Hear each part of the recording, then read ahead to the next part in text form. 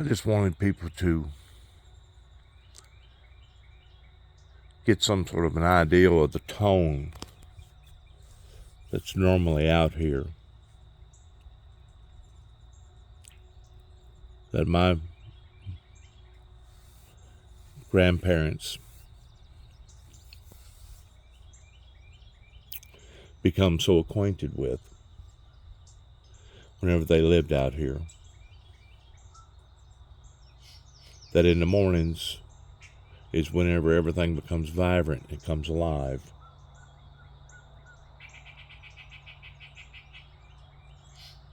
And you can hear the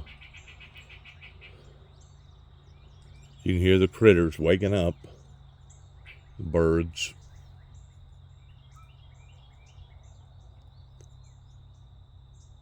other little critters that wake up. But I just wanted to get my viewers a sense of tranquility, of how peaceful that it is out here.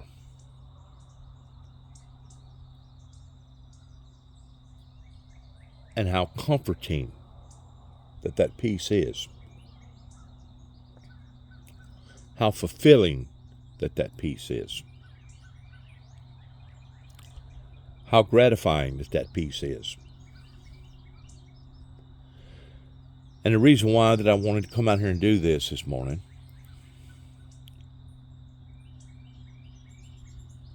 it's not because of the flags that are flying that have made so dearly sacrifices for our great country.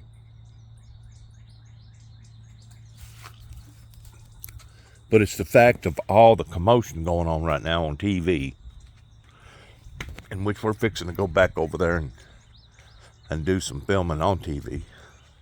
But I just wanted to show my viewers, though I'm not done with the Purple Heart yet in refurbishing it, I've kind of got mixed emotions about how I'm gonna go about doing this over here. I've got some purple dye that I plan on taking those coil rocks and spraying them down with.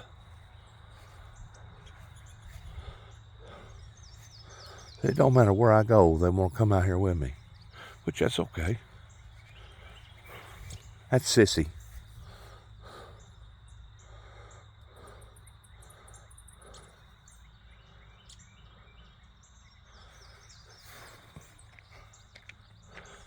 And then here comes Tiger.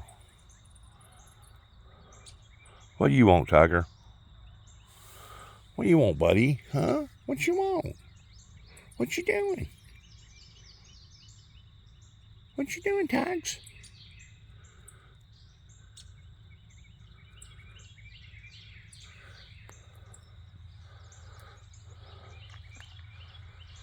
They come from the same family.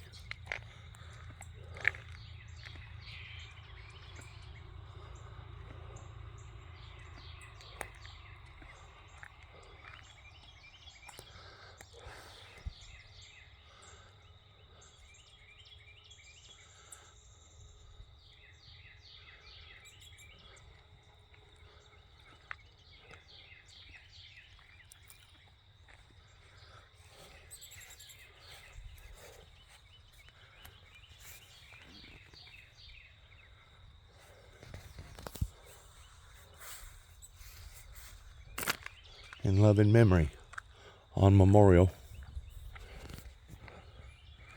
one of the county workers that helped to put down this chip rock come over there and talk to me,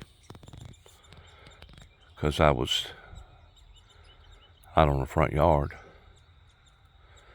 and he questioned me about what all this meant.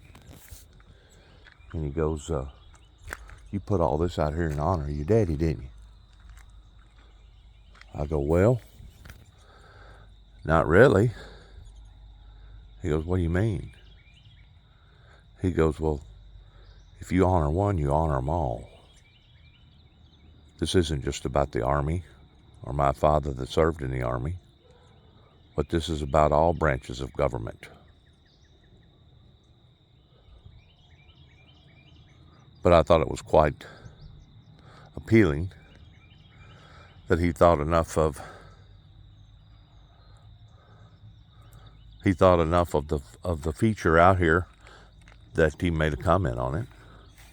But I let him know real quick that this memorial is not just for one person. This is for all, especially all of those who had to endlessly suffer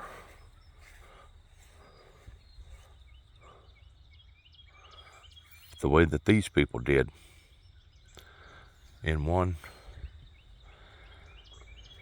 extreme mass shooting. Extreme, senseless mass shooting. One right after another, after another, after another, that it actually become so many after I recognized the pandemic, the sickness that was going on here in America, that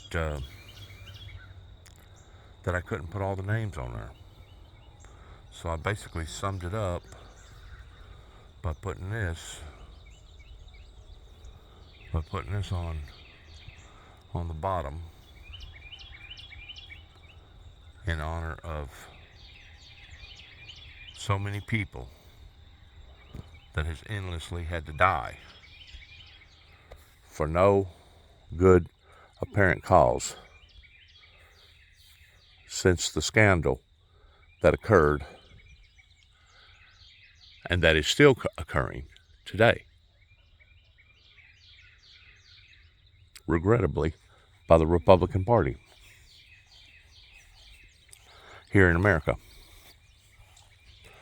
Now, I know the Republican Party is going to blame the things that's going on right now with Donald Trump.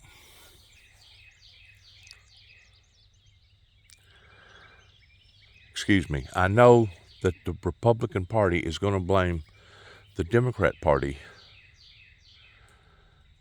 pertaining to Joe Biden, because I've already heard some of what we're fixing to go and record on TV that absolutely sickens me. And whenever I say it sickens me, I really mean that I almost gagged. This morning, I literally almost cried, because I'm thinking to myself, my God, how much more can the American people take of being torn and split apart?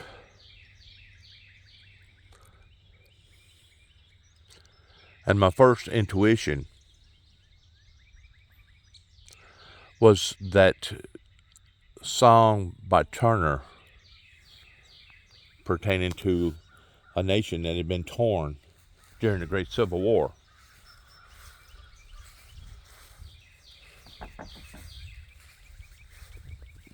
Gods and generals.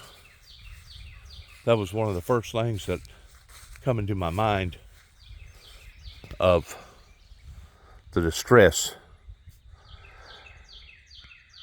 that the American people are having to go through right now,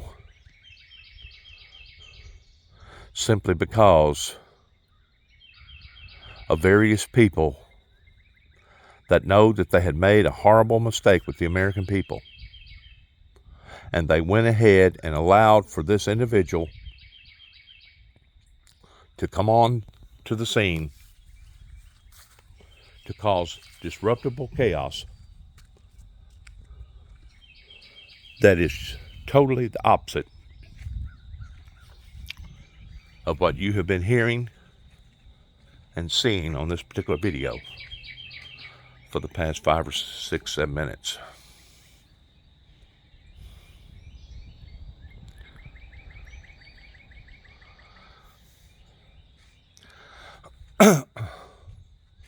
The mistakes that have been made, like Mr. Pence, our vice president that is now running for presidency, the mistakes that have been made for the past 30 plus years goes beyond anything I can even begin to consider of being acceptable or right, fair, or even proper in the eyes of not only the American people but the world. So if you would please, I'm going to take this off now where you can, let me see here. I think it's right about there. I might have to reset that, I don't know. But anyways, if you would please listen. Been saying for some time, because people very close to Donald Trump had been saying a couple of years ago they did not think he would seek a second term. He wasn't enjoying the job. It was too ugly. Now, not only is he going to seek a second term to avoid a jail term possibly, if you listen to the testimony yesterday, he's going to once again do a win at all cost campaign. It may even get uglier in 2020 than it did in 2016 because Donald Trump's freedom may be on the line. Think about that. We've got a guy that is running for re-election so he won't get indicted and be sent to jail. That was Joe back in 2019 laying out why Donald Trump might run for re-election to shield himself from prosecution. It still applies today now that the former president is facing federal charges. NBC News can confirm former President Donald Trump has been indicted by a grand jury in Florida in connection with special counsel Jack Smith's investigation into his handling of more than 100 classified documents discovered last year at his Mar-a-Lago resort in Florida. Two sources familiar with the matter confirmed the indictment, one adding that Trump received a summons to appear in U.S. District Court on Tuesday. This is the first time in American history a former U.S. president will face federal charges. The sources say Trump has been indicted on 7 charges, with one source noting that does not necessarily mean 7 counts because multiple counts can be associated with each charge. Willie. And a spokesperson for the special counsel declined to comment so far. A separate source did say the indictment is under seal, which is why the government cannot yet comment, which makes sense. Sources do tell NBC News the charges include violation of the Espionage Act, conspiracy to obstruct, and making false statements. Former President Trump now expected to surrender to authorities and to appear in U.S. District Court in Miami on Tuesday at 3 p.m. A U.S. Secret Service official tells NBC News Secret Service personnel will meet with Trump's team today to begin security and logistics planning for his movements to appear in federal court. This is Trump's second indictment in the last 2 months, as he also faces state charges in New York, where he has pleaded not guilty to 34 counts of falsifying business records in a hush money case involving adult film actress Stormy Daniels. So, Joe, to go back to your comments from 2019 that we played coming in to this segment, if Donald Trump thought running for president back in 2020 or running for president now in 2024 campaign was going to shield him and protect him from indictments, he was getting some bad advice. He was sorely wrong, as the special counsel now is bringing down these charges, very serious charges, by the way, taking classified documents, the Espionage Act, obstructing justice. Those come with jail time if you're convicted. And as we've been saying this morning, there is much more to come still. This is just one piece of the special counsel's investigation. There's the case in Georgia as well. So this is going to get very complicated for the former president in the next year and a half. I must say, you listened to what I said in 2019, and I guess I would have thought it was prescient, except for the fact that I was so distracted by the images. I mean, the lighting. We must have had somebody get a parking lot. No, it's my hair and color. Put it over Mika's hair. Like no, it's my hair color reflecting on you. It gave you a tan. Speaking of hair, I didn't realize in 2019 it was against the law for me to get a haircut. So, but don't think you were wearing shoes either, but. Yeah, exactly. That's every day. It is every day. But also, though, how interesting in 2019 what he was talking about, obviously, the Mueller investigation showed that he may have committed crimes, may have obstructed justice 10 different times. But of course, Mueller said he can't be charged because he's president of the United States. It's a get out of jail free card. And that's what Donald Trump saw it as all along, a get out of jail free card. He still had, one of his associates, one of his lawyers got sent to jail for the scheme he concocted to pay off a porn star a couple of days before an election. So his lawyer got sent to jail. Why didn't he? Now I'm going to stop. Of those who have been keeping up with any of my work pertaining to my gestures or my insight, I said the exact same thing whenever Donald J. Trump throwed his hat into the ring publicly by making the announcement, because it was so early of an announcement that he was doing that for a purpose to try to protect himself from the stuff that we're now hearing about and witnessing. Donald J. Trump made his official announcement whenever he went to Waco, Texas, and I still believe in identifying the fact of what the injustices went on during the time of the 51-day siege Mount Carmel Waco standoff that was connected with the Oklahoma bombing, that because of the injustices that has occurred, Donald J. Trump started his campaign officially in Waco, Texas. That can't be denied. That can't be wish-washed around. That can't be compromised. That are cold facts. But it's also cold facts that Donald J. Trump has made a statement about the Saudi Arabian government pertaining to the American people still have not gotten down to the bottom of 9/11.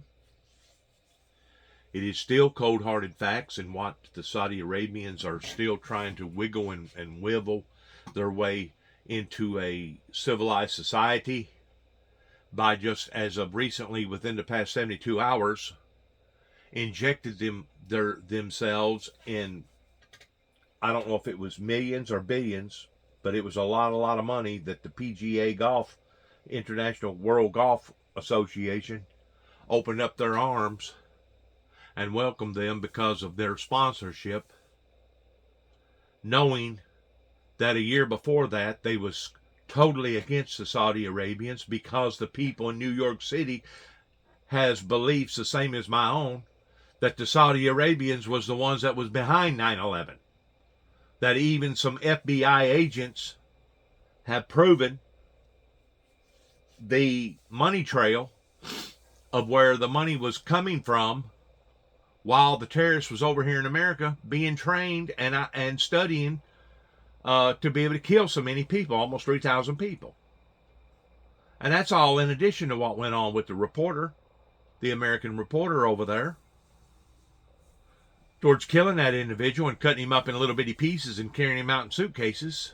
But I just want you to listen to this because it's starting now to touch base on the very same things that I was talking about and have been talking about now for quite some times, pertaining to how that the Saudis just within the past, once more, 72 hours,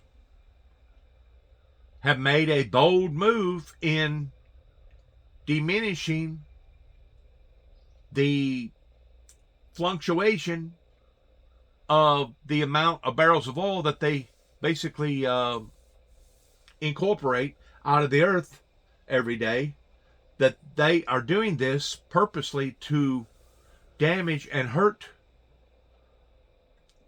not just the American inflation, but the world inflation.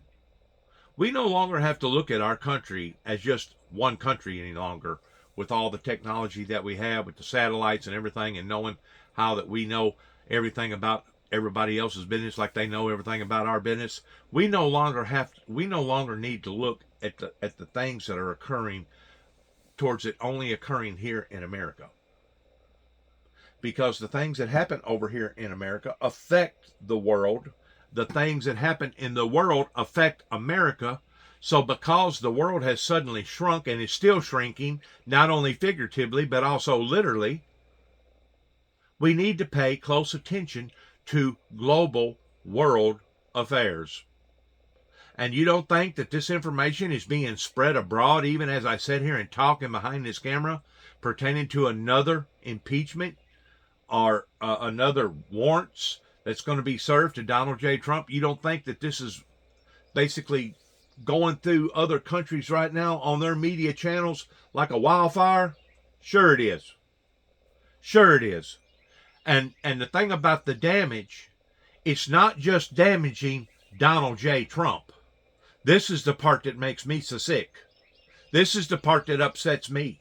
This is the part that breaks my heart. Whenever Donald J. Trump gets railroaded or gets stomped on, in which, I don't know, maybe these charges are justifiable. If you ask me, they probably are. Because they have recently interviewed some witnesses that has come forth with some new evidence, I believe, about the January 6th ordeal. But it's not just a stain upon the one prior president, but it's a stain upon to the American people. It's a stain upon to the parties that allowed for this to go on as long as what it has went on. It's an embarrassment. It's a shameful, destructive embarrassment to the American people towards the things that America used to stand for and the policies and the procedures that we used to stand for that are now being broken on every level imaginable. Why didn't he? Because he was president of the United States. We said this in 2019. We also said this at the beginning of 2022. So there was no doubt he was going to run for president because he saw that as a get out of jail free card, one. And two, he also understood that if he was running for president, the second he got these indictments dropped on him that he knew were coming, he knew they were coming, well, he could just say it was a witch hunt. This is all, I mean, go back and look at the tape. We weren't the only ones saying this. Everybody was saying it. And it's all so very obvious. That's why stupid people getting on TV thinking that they're going to convince stupid people that this is a witch hunt and they're only doing it because Donald Trump's running for president.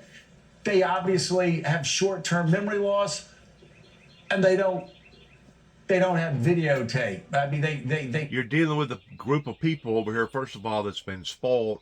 You're dealing with a group of people over here that's a wasteful society, one of the most wasteful societies on the planet. And you're dealing with a group of people over here that are still deniers and want to play games with other people's lives, including their own. In the meantime, this travesty that has befallen upon to the people is now destroying people's lives, and is it nothing, I repeat, nothing about this that is humorous and funny in any form or fashion. None of it.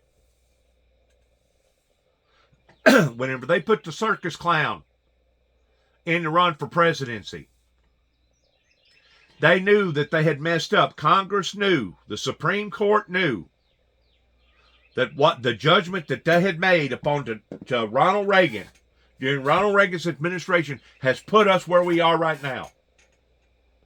And because of the fault, rather than admit to the fault, it's easier to create the chaos around the fault. That way nobody can stay focused upon whose really fault that this really is. In other words, it's a diversion. It's a discursion. It's kind of like if you was going to rob a bank on one side of town, you create a diversion on the other side of town by catching something on fire.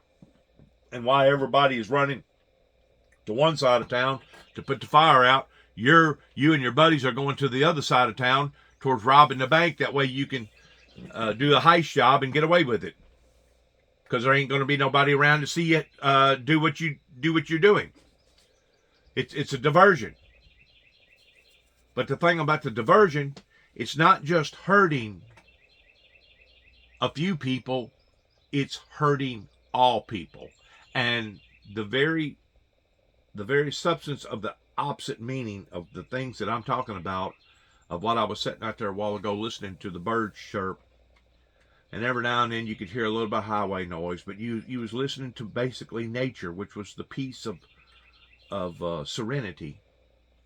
Now I come in here and turn this TV on and got to face this.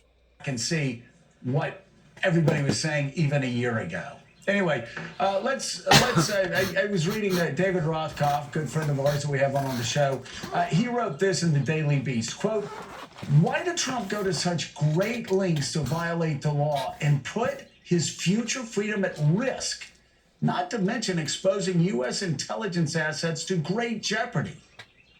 Was it to satisfy his admittedly gargantuan ego? To be able to say, looky here, I was president once, and I can prove it." No. Even for Trump, that would be reckless.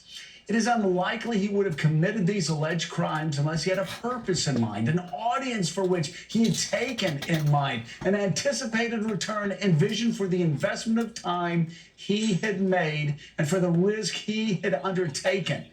We do not know to whom the documents may have been shown.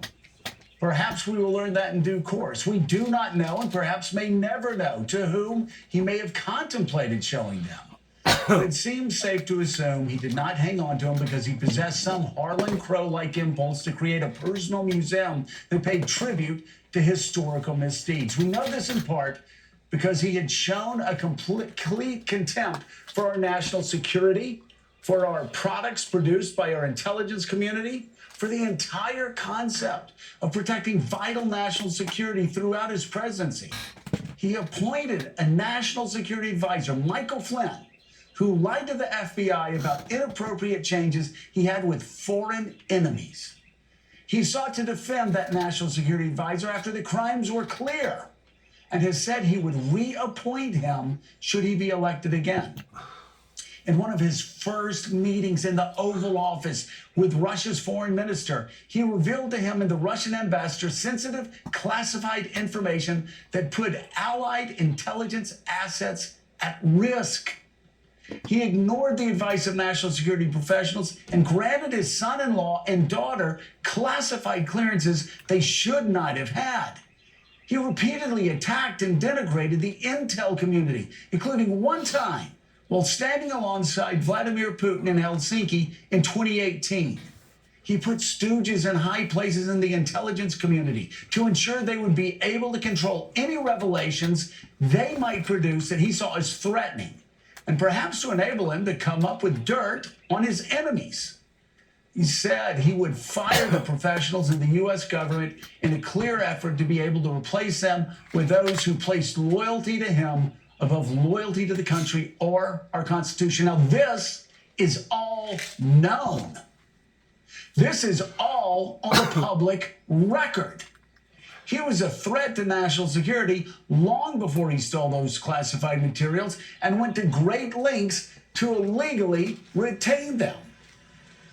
And Claire McCaskill, add on top of that, on top of all of those crimes against political crimes against our national security interests, add on top of that he, after Congress approved weapons for Ukraine, add on top of that he blackmailed Zelensky and said, you're not going to get these weapons until you give me dirt on Joe Biden and Joe Biden's family. Add on top of that Marco Rubio's led Intel Committee in the United States Senate said, let's underline this, Donald Trump's 2016 campaign posed a direct threat to America's national security. Now, that's just what we know, Claire. So these people suggesting that he didn't have a malicious intent in mind, they're ignoring a very, very long paper trail. And the sad thing about it is, during all those procedures, if anybody paid any attention to that, what was going on, it was people like the state of Tennessee, Mr. Alexander, that is now retired from the seat, that's thinking, I guess, whenever he retired, that all this was just going to suddenly up and go away. But his opinion and those around him, their opinion at the time was, oh yeah, he done bad, but it wasn't to the extent of actually disbarring him or taking him away from his position towards being president of the United States. So whenever the American people look at this, please do not just look at this as being a one-man pony show or a clown in a circus show, because this has been set up in bringing this type of chaotic chaos into so many people's lives that who knows where the bottom of all this is going to lead to. Because it's very, very dangerous. We're in dangerous territory right now. Even our allies are questioning the authenticity of whether or not the American people over here all of them has lost their freaking minds towards saying one thing but doing another. And this all began with the Reagans. With the Reagans and the Bushes is where this all, where the seed of dissension began. And the sad thing about it is, it just didn't begin there, but it began right here in Northwest Tennessee, which is another stain or a black eye upon to the elders, upon to the baby boomers, upon to those that was in control of these affairs, that have now led us down this endless, deep, dark past that is now sticking its ugly head out towards the rest of the world, actually observing and witnessing and seeing. This is mind-blowing. You know, I went to bed last night and I knew that this was going on. I only sat and listened to a little bit of it because I was doing my own thing. You know, I can't just sit 24/7 listening to the news, towards basically being a news guru, sitting and wanting to identify all the things that's going on in the world, or our world pertaining to our global media, because our global media does not even come close of viewing the world in every incident, because if they did, they wouldn't have enough people and enough time to put it on 24/7 show. There's so much going on in the world right now. But it was so distracting to me that whenever I went to bed last night, I think I got one of the worst sleeps last night that I've gotten in quite some times. And I just recently got a new mattress, and I've just now become adapted to the new mattress.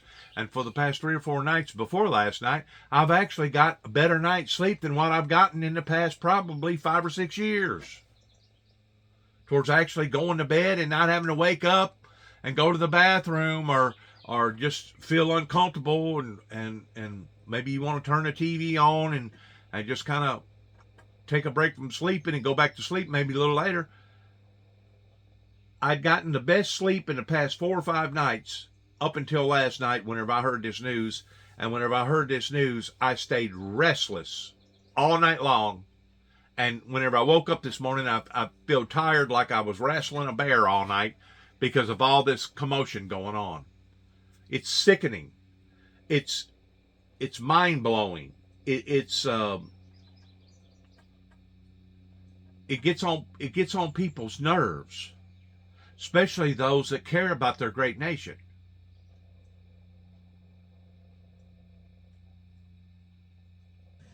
He is so dangerous. He is so dangerous to our national security. And it is just fascinating to me that people in Congress who understand the consequences of what he has done and how he has done it continue to defend him. I mean, we've talked about what he would do with these documents. One of the things, as Jen pointed out, is that he could use them to continue to curry favor with Saudi Arabia. Mm-hmm. And what could Saudi Arabia do for Donald Trump right now? They could cut production of oil and raise gas prices. Nothing could hurt Joe Biden more than raising gas prices next year, 3-4 months from the election. And Trump knows that. He is willing to do anything to do two things: promote himself and make money. Country be damned. And to look at just that one person, that's only part of the view. You got to look at the whole view. And it's not just a one-person game. It's not just a one-pony horse show here. Because of so many people that have been injected into this same environment, it now becomes a conspiracy. And in this conspiracy, it has created so much turmoil that just like people like myself have lost endless amount of sleep, endless amount of nerves. The people that went through what they went through January the 6th, with like people like Nancy Pelosi and the vice president, this has all been time consuming. Once bad players steal the American people's time or steal the American people's rights away from them, that is time that can never be taken back. Those are our privileges. Those are our rights. And to think that these people have squandered their responsibilities to the point that this is all leading up to this is absolutely dehumanizing. It's dehumanizing to the American people that deserve so much more. Because basically we're being bamboozled, tricked, or even deceived, just stolen from our rights right in front of our very eyes. And to think that they're going to do this and get away with this is a remarkable feature. And to think that they're going to use Donald J. Trump as the fall guy, he's going to be their scapegoat. No, this chaos was created intentionally. And I tend to wonder that if it wasn't for the one party, just as much fault for the other party. This is the reason why that I continue to say that if there's ever been a time that we needed a third party, like a Ross Perot, that time is today. In these affairs that have become so horrible in every way you can think of, from the indebtedness to all the illegal immigrants, to our jobs being stolen, to the drug manufacturers not being able to supply adequate drugs to our own people because we was relying upon China manufacturing our drugs for us, to the jails being full, to all the opium problems over here in America, to the fentanyl problems over here to America, to the all the way down from the White House to the church house to the schoolhouse, because basically you have to look and acknowledge that even our school systems has tremendously failed their own people for the past 3 to 5 years, especially since COVID come on board. I am so sick of this. This has hurt me so intensely that I don't even know that I'll ever be able to get another night's sleep again like I did up until just recently, as far as having a good night's sleep. This has upset me. This has hurt me. You're jerking us around, and I don't appreciate it. And I don't think nobody else out there appreciates it, especially whenever you get to looking at all the bank failures. And you know what's happening here. They're passing the buck around.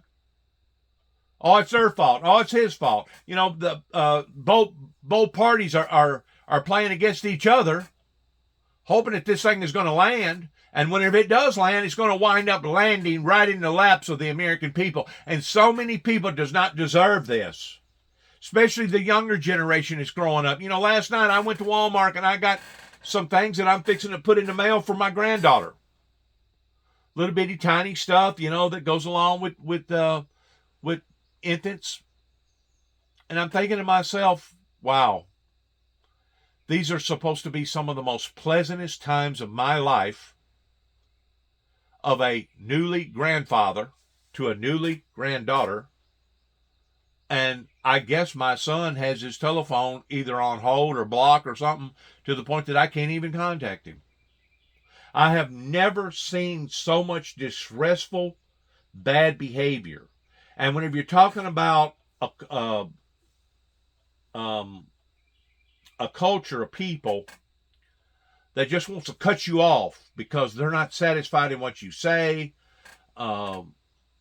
they just want to be harsh and hard about you, to the point that, well, because you wasn't this way, we're going to be this way.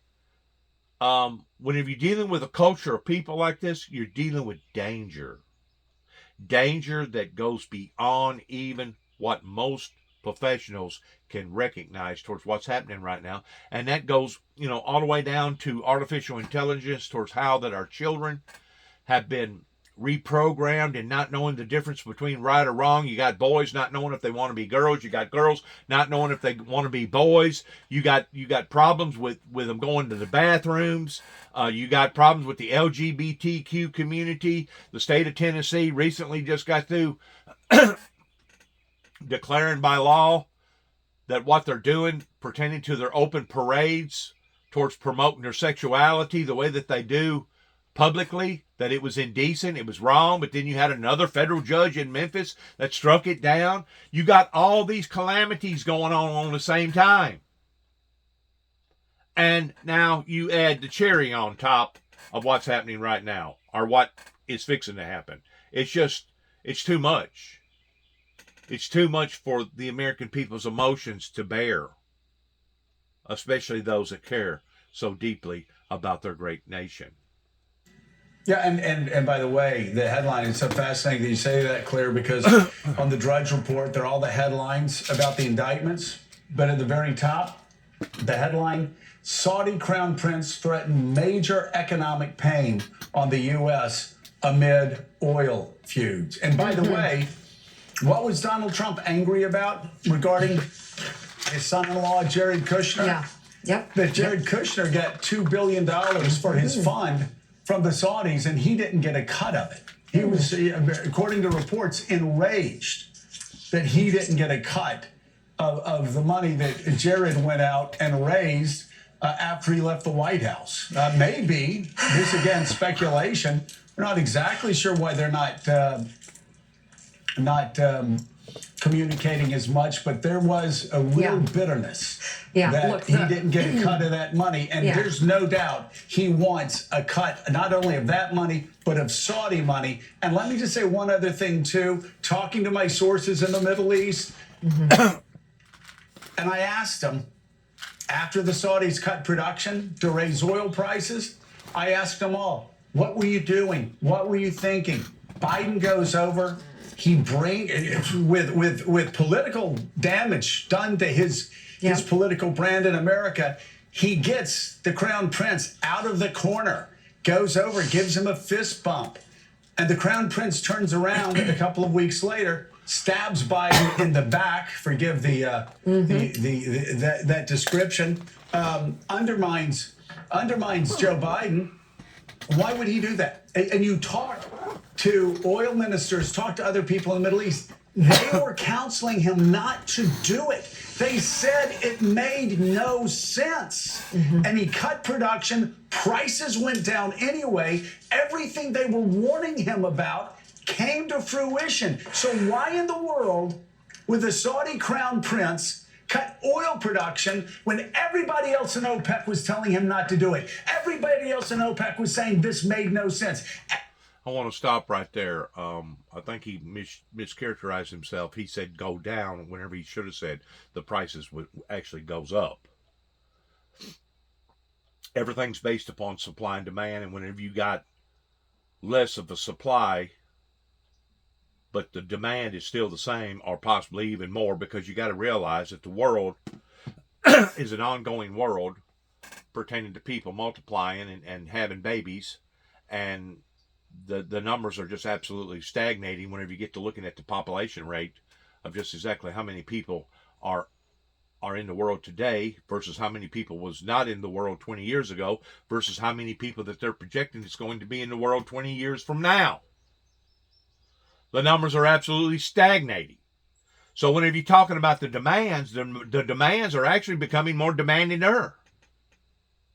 And because whenever you shut down the production, now all of a sudden, the product goes up because it's based on supply and demand.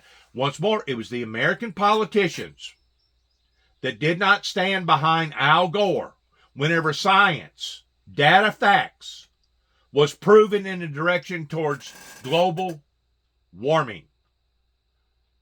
It was the people that did not want to stand in behind their own man here in the state of Tennessee that wanted to falsely accuse Al Gore, that was the vice president of Bill Clinton, towards being an owl lover or an environmental lovist, and because of it, they wasn't going to support him. And also, they put up this false facade, the Republicans did, that if the Democrats got in power, that they was going to go house to house and take everybody's guns away from them. It's just an endless cycle of stupidity that has occurred now since our White House decided to take a left turn whenever it should have took a right, beginning in 1988, whenever 9 tapes wound up going to the White House. In the existence of these 9 tapes, that was listened to very, very thoroughly. I made 2 other copies, and 1 copy was listened to right here in Weakley County.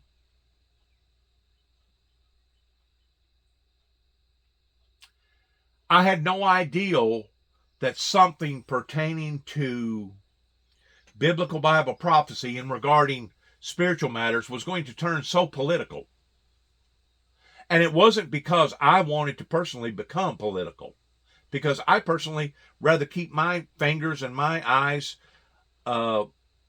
all submitted to the Lord Jesus Christ pertaining to biblical Bible prophecy without having to worry about all these political things, regardless whether it's high prices of this or high prices of that, or regardless whether it be illegal immigrants coming over here or the drugs that's coming over here. But whenever you're a good citizen of America, a good Samaritan, if you did not look at these things, you wouldn't be considered not only a good patriot, but a good Christian. So this was all forced up into my lap too as well, in conjunction to the opposite phases of peace and utopia, of the things that I took you out there a while ago and wanted you to get some sort of a feel of the front yard here at the Purple Heart Memorial Site. Towards the peace, the serenity, the love, the grace, the forgiveness that you feel out here on this property, the mercy that you feel out here. Everything that I took you out in the front yard now has been transfigurated into what you're listening to and looking at right now, which is nothing more than chaos. You went from basically peace to war just within a matter of minutes whenever I brought you in here to listen to all this. Everybody else was saying this is not the time. Well, you all think about it. Yeah. I think for many, the question may answer itself. Well, the whys and the what ifs in this now federal indictment and these classified documents are horrendous. And we will wait and see. But there are 2 tracks here. There's the legal track and the political track. Joining the conversation, we have NBC News legal analyst Andrew Weissman, the founder of the conservative website The Bulwark, Charlie Sykes, and Pulitzer Prize-winning columnist and associate editor of the Washington Post, Eugene Robinson. And I've got a granddaughter. I'm going to break in real quick.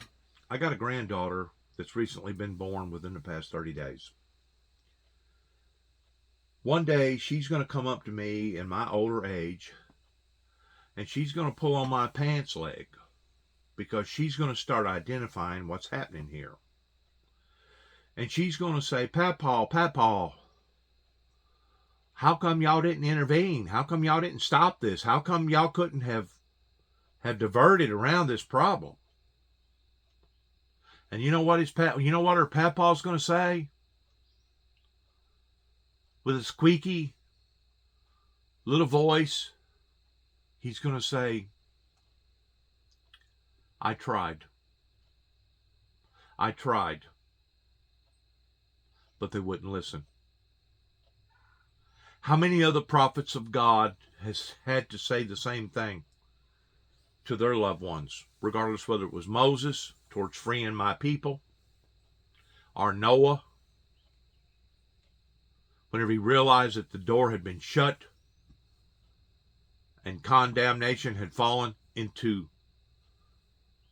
the atmosphere of all them people that was screaming and hollering, please let us in, forgive us, please let us in. How many people was pulling on Noah's shirt sleeve or his pants sleeve and saying, why? How come? How come it got this bad? And Noah looks at the people that's pulling on him, that's relying on him, and says, I tried so desperately to warn them. I tried so desperately to tell them what was coming around the corner if they continued on the path that they was on.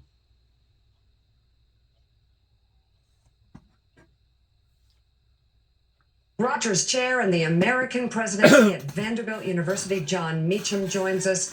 Jonathan Lemire and Jen Psaki are still with us as well. So, Andrew, I'd start with you. And just if I could ask about the process here beyond Tuesday, when Donald Trump has to surrender himself to federal court in Miami. There are those who say for this to go to trial, it could take up to a year. Politically, it seems like some argue Donald Trump is running from the law by running for the presidency. Could the timeline move up? The timeline could both move up and move back. So it really is going to depend very much on something we don't know yet, which is who is the judge that gets assigned to it. And he or she is going to have enormous influence on that particular issue. While many people have said by charging the case in Florida, which the government may not have had much of a choice there, it eliminates the sort of dispute and litigation over venue.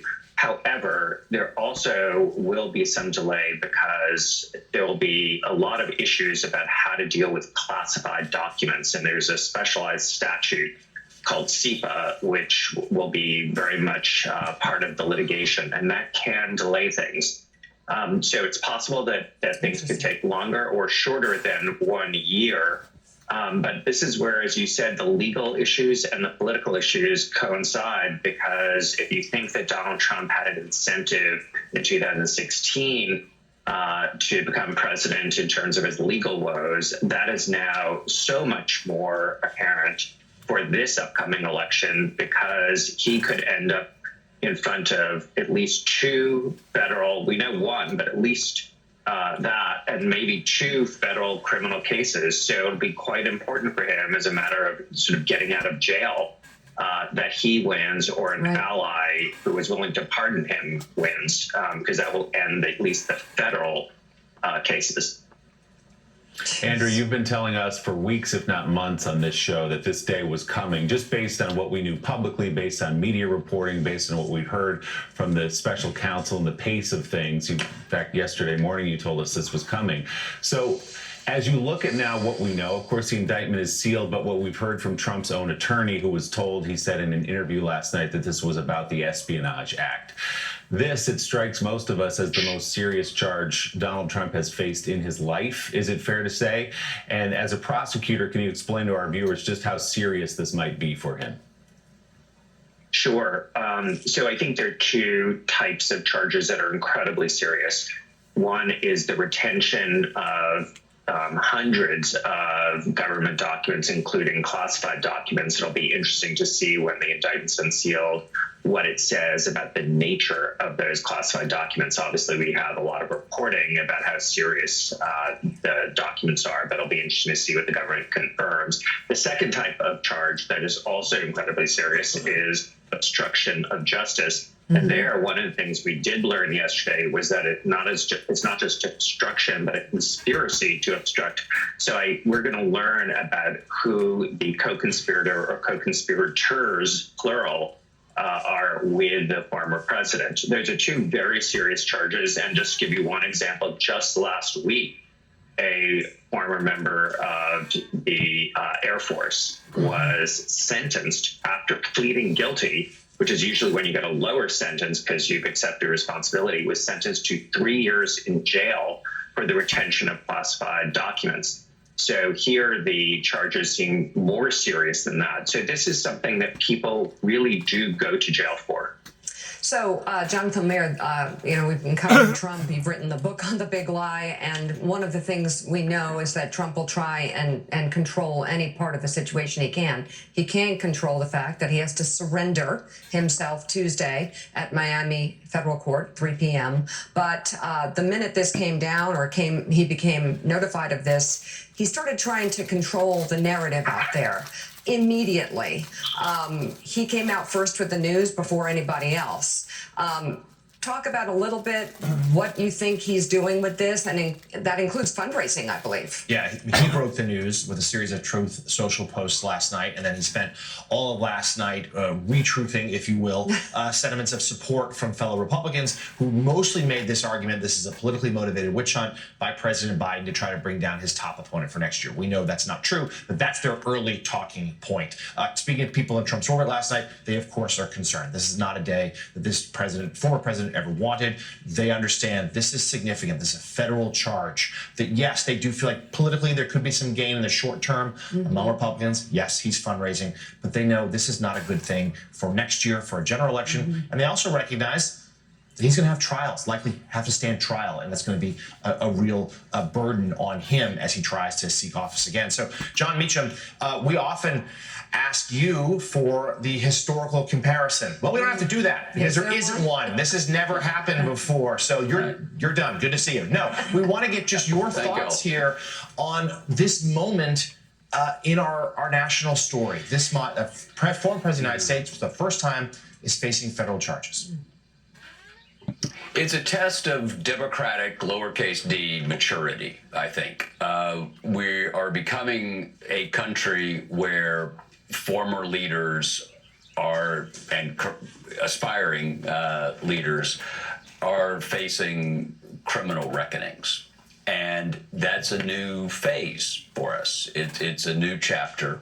And it's a test of the capacity of citizens, particularly citizens who are inclined to support President Trump, to make the distinction between their partisan passion, their policy preferences, their cultural inclinations, and the rule of law.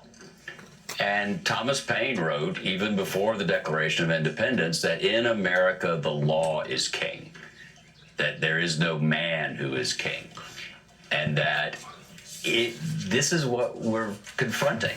And it's not that he had classified documents for all the what about that's going on. It's that he took active steps to keep them, to hide them. What the indictment says, to conspire to keep them. And as we've been talking about, that raises more questions than it answers. What did he take? Why? What was the point? And a mature democracy, which, God willing, is not an oxymoron, but we're going to find out. In a mature democracy, we would be able to make these distinctions, to let the law take its course, and to realize, in my opinion, that the constitutional experiment in trying to seek a more perfect union is more important than any single candidate, any single partisan cause, any single party. And that's really where we are. And we don't know the answer. It's a human question. is the question. Do we have the wherewithal? Do we have the fortitude to say about someone we support, that's too far. Shouldn't do that. Time to move on. People don't like doing that. People don't like uncertainty. People don't like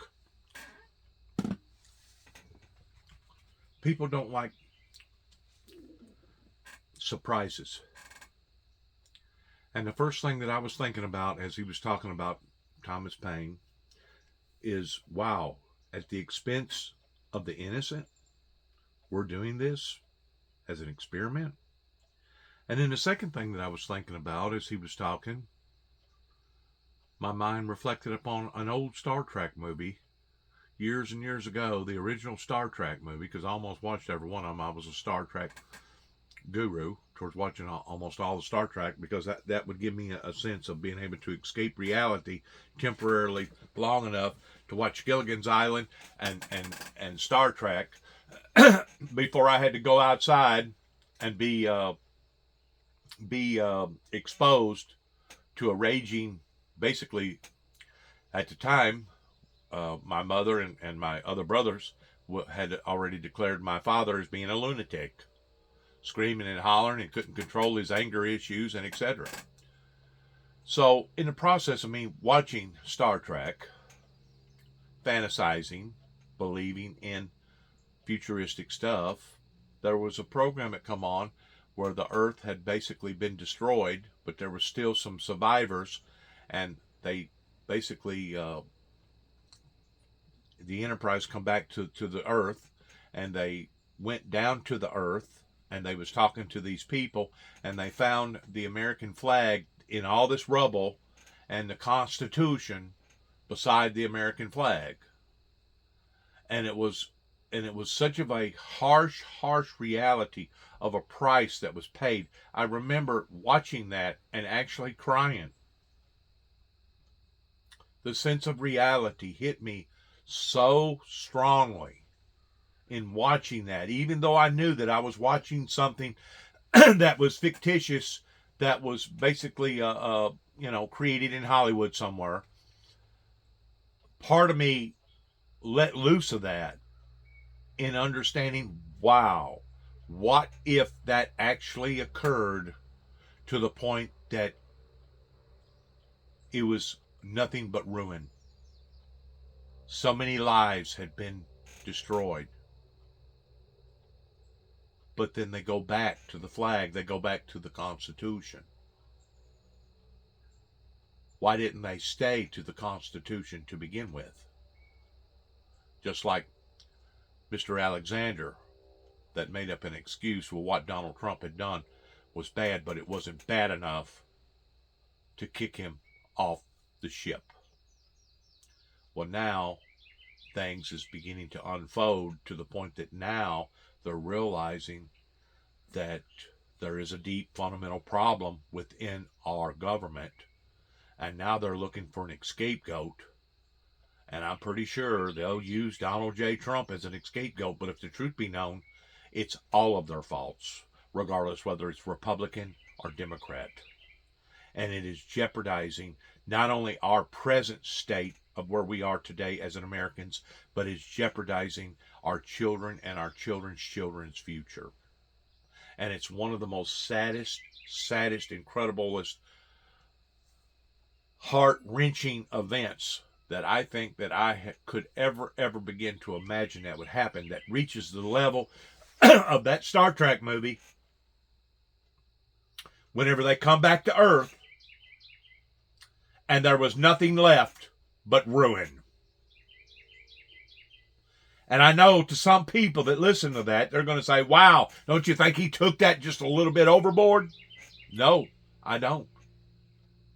No, I do not. Because this thing could actually escalate to the ruin of us all. I don't know if it's going to be by the hand of a man or by the hand of God. But in the direction that we're going in right now, we're heading towards ruin. That means that granddaughter may not even have the opportunity of pulling on Papa's pants leg and saying, Papaw, wasn't there something that you could have done? Wasn't there some way or another that you could have stopped it from happening? And of course, if we're all gone, there's not only going to be somebody that's going to ask the question, but there ain't going to be nobody there to answer it. How much more serious in the frame of reality can we get? Yeah. The answer to that question, Charlie Sykes, from a lot of Republicans already, including Speaker Kevin McCarthy, has been no. They immediately rode to the former president's defense. McCarthy, this is the Speaker of the House, implied that it was Joe Biden himself who was going after Donald Trump. McCarthy writing, quote, "It is unconscionable for a president to indict the leading candidate opposing him." That's, of course, not what happened here. It's from the Justice Department, which appointed a special counsel, which then used a grand jury to get an indictment. Majority Leader Steve Scalise tweeted in part, "Joe Biden is weaponizing his Department of Justice against his own political rival." Republican Conference Chair Elise Stefanik titled her statement on the indictment, quote, "The unprecedented and sham indictment of President Donald Trump by Biden's Department of Justice." A slightly different story in the upper chamber, Joe. The Republican Senate leadership keeping quiet so far. See, the Americans want to look at Russia in blaming Russia for their propaganda, in which there's no doubt that Russia is full of propaganda. The way that they'll turn around and do something and then turn around and blame it on the Ukrainians. But is our propaganda really any better? I mean, whenever you get to looking at hypocrisy, you really don't get no worse than what's going on right now. You know, do as I say, but not as I do. Do only as I say. And whenever it reaches this level of uncertainty, I promise you, there is red flags of danger. The blinking lights are blinking, baby. More so right now than what they've ever blinked as far as us being in danger. Kind of like that space movie back years ago, whenever that robot went around with that little kid, Lost in Space or whatever it was called. And whenever that robot would come upon something that was weird or something that he didn't like, he'd start blinking and he'd start saying, "Danger, danger, danger, Will Rogers, danger, danger." Well, that's basically what's going on right now here in America. I don't know if people can understand that or not, or identify that. We are at the very fabric of what our ancestors created towards it being destroyed. And I tend to wonder if it's not so much being done ignorantly as it is being done intentionally, because it could have been prevented. It could have been stopped. You got too much greed in the world, too much hate in the world, especially right here in America. And don't think for a second that it ain't surfacing. I mean, whenever Donald Trump talked about draining the swamp, which I agreed, and I think probably half of America agreed to as well, that the swamp needed draining pertaining to the system being broken. It's kind of like that movie, The Patriot. Why would you want to exchange one tyranny for another if the second tyranny was going to be just as bad as the first?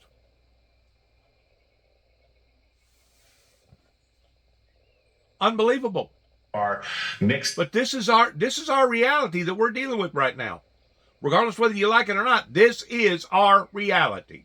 Reactions on the campaign trail. Asa Hutchinson said Donald Trump should get out of the race. Chris Christie said, "I'm going to wait and see. I want to see the indictment. I don't get my information from Truth Social," he said. Ron DeSantis, as you can imagine, rode to the defense of Donald Trump and all of this. But, Joe, these are starting at the top with the Speaker of the House, Kevin McCarthy, suggesting he knows better, of course, that it is Joe Biden targeting a political opponent. They know what Donald Trump did because he has told us what he did, taking these documents home, obstructing justice, all the rest of it. So it raises the question, are they okay now? These are people with access to classified information. Are they okay with people stealing and bringing home with them classified documents? You know, this is really so sleazy. It's as sleazy as Marco Rubio attacking the jury system in America. It's as sleazy as Donald Trump attacking the intel community. It's as sleazy as Republican senators attacking our men and women in uniform, saying they would rather have Russians because Russians were real men and our troops. I mean, it is so sleazy. All the institutions are tearing down. Now they continue to try to tear down the rule of law. They tried to do it. It's so sleazy. You look what Josh Hawley and everybody. The rule of law got torn down whenever Donald Trump made the deal with the Afghanistan people and the Taliban that was going to bring them to the White House when everybody kicked up about that. But the rule of law has been broken in not only how Donald Trump set the program up, but how that the Democrat Party did not see it coming quick enough to analyze towards what they needed to do. And the next thing you know, they done this quick escape out of Afghanistan that led to some soldiers being killed that basically 11 days later turned out to be nothing more than a mockery. How much more worser can you get than that? A mockery. And that's not a mockery just upon to one particular party or the other. That's a mockery upon to all of us. All of us. In a humiliating, dehumanizing way. He said yesterday, you look at what they said after January the 6th, what they did on January 6th, they have absolute contempt for the United States of America. Absolute contempt for the United States of America. And they put their loyalty to Donald Trump over our military, over the intel community. Exactly. Over the rule of law. Exactly. Over cops. Exactly. On Capitol Hill. You name it. And now, look at this, Charlie Sykes. I mean, it's not like, I know a lot of people think I just fell off of a turnip truck last week coming up from Pensacola, Florida, and they dropped me off in front of 30 Rock. But no, I was actually in Congress. And I was in Congress at a time where they called us fire breathers, right? Where they said that we were right-wing extremists. Dragon Slayer. Economic issues, maybe we were. But this would have never happened. This would have not only never happened when I was there in 2000, this wouldn't have happened in 2010 with the Tea Party. This wouldn't have even happened in 2015. This contempt for the rule of law and contempt for our United States men and women in uniform, for the intel community. This all centers around defending one failed president and failed reality TV show star. He's wrong about that. It's not just one. It's not just one. You got to look at the full facts. Now, once more, they're going to use Donald Trump as an scapegoat, in which I realize that Donald Trump done so much wrong. And he was the mastermind in behind all this. But it was the parties that allowed for this to go on this long. So you got to look at the overall view. Don't be tricked into what they're trying to do here towards using Donald Trump as an scapegoat, because there's more to this other than just Donald Trump. I promise you that. And who knows? Maybe Donald Trump did have some secret information that he felt like that the American people needed to know, and it may very well have been about 9/11. Who knows? His actions may support what he felt like that he needed to do by holding on to those records. I don't know. I don't know what those records are. It's obvious it must have hit a wrong note with somebody, because they demanded for them to be given back. There's a disturbance here. There's a mutiny being formed within the very fabric of our fundamentals, and because of it, it's liable to end up being dire to us all. And people may be saying, well, don't you think you're taking a step too far? No, not in the degree towards seeing what the Saudi Arabians recently done just within the past few days towards diminishing the oil, and with the war going on in Ukraine. No. In what went on with 9/11? No. I do not think I'm fabricating or that I'm going overboard with what I'm talking about.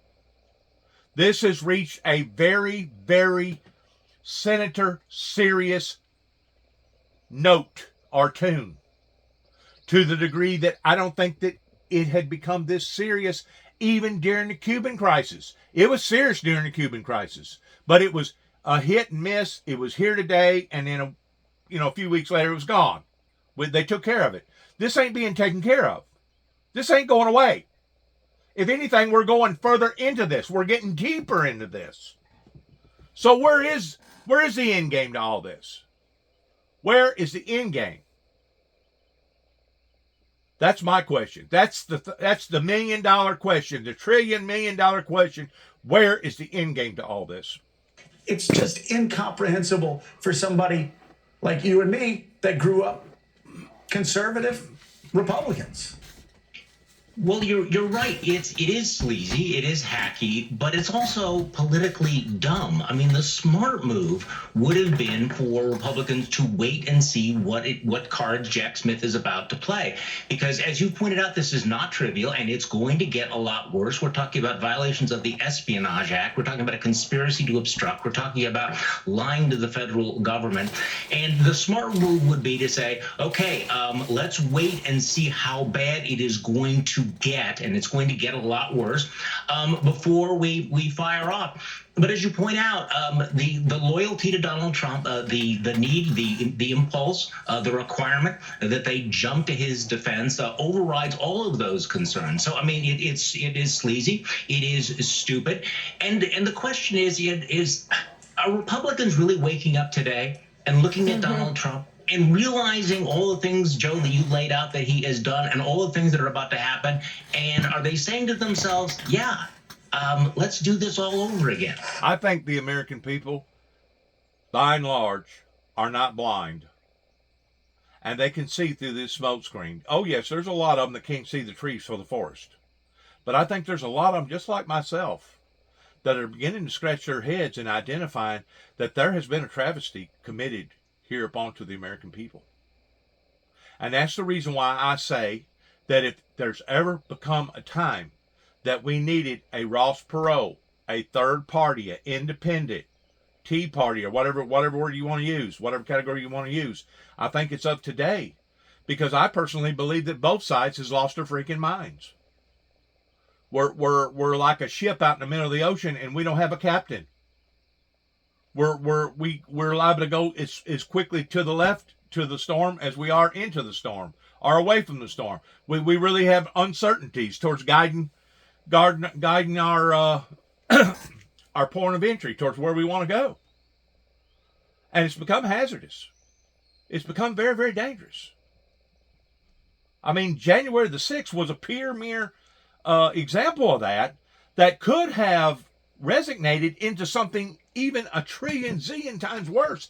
That if they would have been fumigated a little bit better in their attempts towards bringing in weaponry and actually turning that into a bloodbath, do you realize how incredibly close we was to going over into a federal martial law?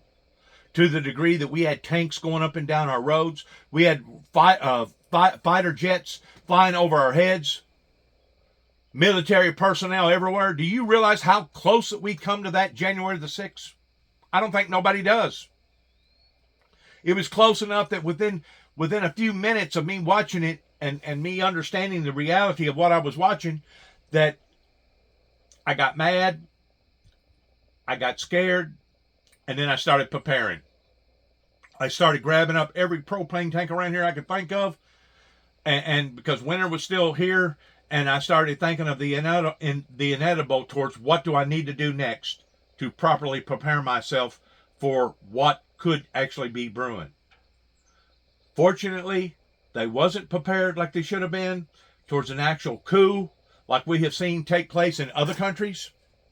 And don't think that we ain't seen bloody massacre coups, because we have, regardless whether it was in Africa or other countries. And the same thing could have actually occurred January the 6th if they would have been more fortified, if they would have been more planned out in their objectives towards what that they was actually trying to do here. And don't think that January the 6th couldn't happen again. It very well could. A matter of fact, a lot of your law enforcement agencies are scared to death of the very same thing happening January the 6th. So this is all turning into a very, very treacherous time of the American people's lives. And I just, I keep saying to myself, my God, how come that it has come this far? And where's the end game to all this? Let's chain our political futures to this guy. Let's spend the next year and a half spinning all of this. And because they know that they're going to be asked over and over and over again, do you support pardons? What do you think about this?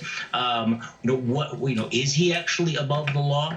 So I thought it was extraordinary how quickly they jumped to his defense. I will say this, that if we was dealing with the old American government established either during the Civil War or shortly after the Civil War, there would already be live executions.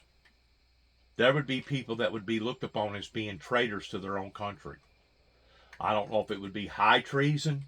I don't know exactly what would be going on, but I do know this, that those people was very, very seriously minded in protecting their interests here in America, because they knew the sacrifices that had been made for America pertaining to the Revolutionary War. There was lots of stuff pertaining to the Revolutionary War that we'll never know about until we wind up going into Glory Land. So many sacrifices that was never recorded. So many people's lives. So many different people that had to suffer immensely for us to have what we have today over here. And to think that it has come this close of us losing this. It is absolutely mind-boggling to me. It is sickening to me to think that our professional people has allowed for this to occur.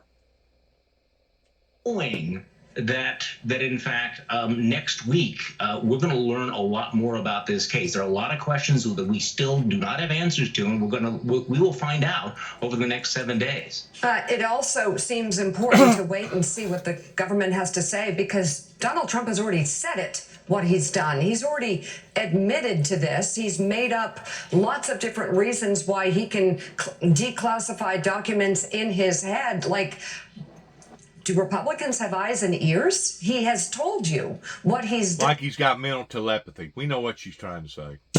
What he's done, and now we're going to find out more about it. Why not wait? Joining us now, ranking member of the House Oversight Committee, Democratic Congressman Jamie Raskin of Maryland. He also was a manager for Donald Trump's second impeachment following the January 6th insurrection. So I guess the first question for you, sir, is your reaction to this federal indictment now of the former president. Well, I can't say I'm surprised at this point. Donald Trump entered the presidency violating some essential constitutional norms by saying he would stay in business, and he ended up collecting millions and millions of dollars from foreign governments, kings and princes, in absolute violation of the Foreign Government Emoluments Clause. And then he left the presidency pilfering hundreds and hundreds of government documents, potentially violating the Espionage Act by illegally retaining national defense information. And in between, everything else was a grift and a ripoff of the public. And so, at this point, the political culture is split, as I think, you and all. Well, once more, it's not the first president that has done that. I mean, even Bill Clinton and Hillary Clinton was taking out furniture out of the White House that rightfully belonged to the United States government. It belonged to we the people. So it's not the first time that presidencies or vice presidencies or officials have done something like this. So my question is this: what was so substantial that Donald Trump, knowing the circumstances and the consequences involved in him doing this, what was so substantial that it was worth taking this type of risk? That's what we the people need to know. We the people need to know how come that all of a sudden there was a big red flag about what Donald Trump had done, but there wasn't all those many red flags towards what other prior presidents, and probably even Carter. I don't know. You could probably go to Carter's desk and go to look at it and probably find our stuff hidden away that he had kept. Maybe it was something personal that he had an agreement with, or maybe the Ford administration or the Nixon administration. It has been going on for neons. Once more, the fault falls upon those that was in charge of those archives that never should have let those archives out. Remarkable that we're back in this situation, but I do think that he's transformed Lincoln's party. I mean, he runs it much more like a religious cult, and he dictates to people what they're going to do. And I mean, that's the profound disappointment and shock here. So, and again, Jonathan Lemire, a lot of the Republicans are blaming President Biden for masterminding this, which is interesting because they also claim that he can't, walk a straight line. So there's that politically, the way they're using the Biden, the narrative that they've created about Joe Biden. And also, in many ways, it seems disturbing to me because they are operating on a completely different set of facts, which has been the whole problem with the Trump presidency. If you watch different media outlets, you would think something terrible happened to a great man, and it was like a funeral. And you would watch evangelical leaders coming up saying, "We stand for this president." This is a man who's been indicted in Manhattan, held liable for sexual abuse, and now indicted federally. I really don't know how far they can push this, but at the same time, here we are. Some were asking for prayers for Donald Trump last night after this federal indictment. Congressman, Mika's right. The two major talking points we've heard from your Republican colleagues in the House so far are, number one, that this is at the behest of President Biden to wipe out a political opponent. Let's note that it was President Trump who got impeached for doing exactly that while he was in office. But secondly, that they say this is an effort to distract from their efforts to investigate Hunter Biden, which involves indeed the Oversight Committee of which you were a member. Can you talk to us about that charge? What is actually happening there, sir? Sure. Let me just...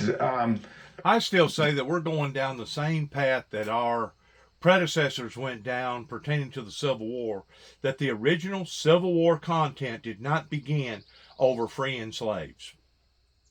There was a dispute in the White House pertaining to territorial rights towards them, basically I guess the right word would be civilizing the places out west, the territories out west. And because they couldn't see eye to eye on what was going on, an argument wound up turning into a fist fight, and a fist fight wound up turning into an all-out-and-out brawl, and then it went from a brawl to a war. And I still say it wasn't until whenever the actual bloodshed started, to a lot of degree, I ain't saying it was all, but to a lot of degree, that's whenever Lincoln realized that he had King George III and other magistration government parlors looking over his shoulder from other countries, wanting to know, now what the hell is going on? You have already fought for your independence pertaining to the Revolutionary War, and now you're at war with one another. What is going on? And that's whenever Lincoln had to come up with a very, very good plan. And that's whenever the plan was averted towards freeing the slaves. Because you keep in mind, Lincoln himself had slaves. Other presidencies had slaves before that. Why would they have all of a sudden changed their minds about slavery? They realized that they was in trouble with the territorial oligarchs throughout all the other countries that we had disputes with, and because of it, they had to come up with a very, very good explanation that led into freeing the slaves and giving the black people the same rights as the white people, which, in a way, that was the hand of God that was working there once more towards let my people go, of what was assigned to Moses and the Egyptian pharaohs that wanted to rule over God's people that way. Things went on during that era, just like things went on in our era, the way that they unfolded. And who knows, maybe things that are unfolding right now is pertaining to another global awakening that will turn this around to the point of one day seeing a utopia, a peace, a revival that will resonate into a revolution. Who knows? That's what I'm hoping for. without a lot of bloodshed. But I don't know, the way that they're going at it, they're fixing to go at it tooth and nail towards a knockdown, drag out. And it's really sad because it could be handled in a much more civilized way. That's my point. Congressman Jamie Raskin, as always, thank you so much for being with us, and thank you for your service, as always. Gene Robinson, I'm not exactly sure how to comprehend what my former colleagues in the Republican Party are doing right now. I'd really, it's just so foreign to me, and not just foreign to me, but foreign to every Republican. It's bizarre. 20 years ago. This is just bizarre. you just would never defend somebody who's charged with possibly committing the Espionage Act, especially when you realize that as a member of Congress, if you had then done 1/100th of this, you'd be in jail.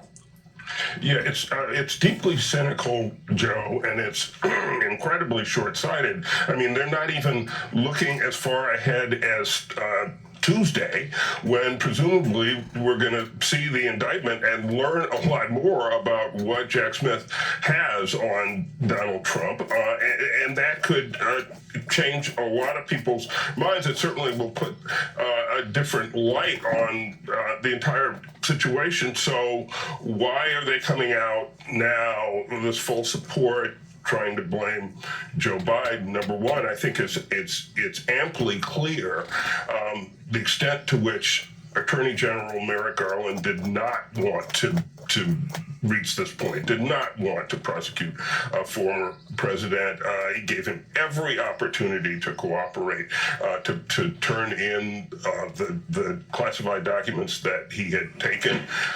No questions asked, basically. And instead of doing that, former President Trump obstructed, conspired, and who knows what else he did with these documents in the interim. And in the end, there was, I think, no choice but to uphold the rule of law and uphold the principle that if you brazenly break the law time and time again, you are subject to prosecution, even if you're a former president.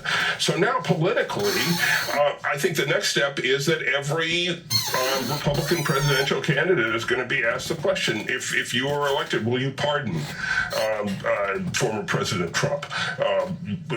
Before, again, we hear any evidence, before there is a trial or a resolution of these charges, they're all going to be asked that question, and they're going to answer it. And I think many of them will say, I'm going to pardon him, without even knowing what the potential damage was to national security, what this man did. It's like, are they paying attention? Do they know who Donald Trump is? I think we know who Donald Trump is by now. And I think we can all assume that it's even worse than it looks, and I think we may get a peek sort of under that rock to see what awful stuff lies there starting on Tuesday. Their reflex is to defend Donald Trump, and we've seen where that's led them in terms of elections. By the way, Chris Christie was asked that question yesterday. He said he would not pardon Donald Trump if he's convicted in this case of taking classified documents and obstructing justice. So Andrew Weissman, Donald Trump is a guy who we've been saying this morning has operated his entire life with impunity. He's never really had to face consequences, and now here they come over the last few weeks. So can you, it's a lot to get through, but can you game out what this could look like for him over the next year and a half as he tries to run to get back to the White House? Because we've got obviously what's happening in Manhattan on the Stormy Daniels case. Now we have an indictment. We have charges here on the classified documents. Jack Smith, the special counsel, of course, still working on the attempt to overturn the 2020 election. You've got Georgia. There could be some action later this summer on that. How will this, just as a practical question, how will this all play out? So I'll put my prediction hat on, and I will tell you that we could very well see by the end. I want to say this. Whenever I was down in Florida the last time, down there in 2013, leading up in 2014, before I decided to come back up to Tennessee, I was pretty close to the things that was going on towards keeping my ear to the iron, kind of the way that they did years ago towards being able to know whether or not a railroad was coming around the corner. That used to be the way that they could tell if a train was coming. And I was told during a NASCAR event by certain individuals that this thing has no other way to go other than down, other than a collapse pertaining to the medical industry, the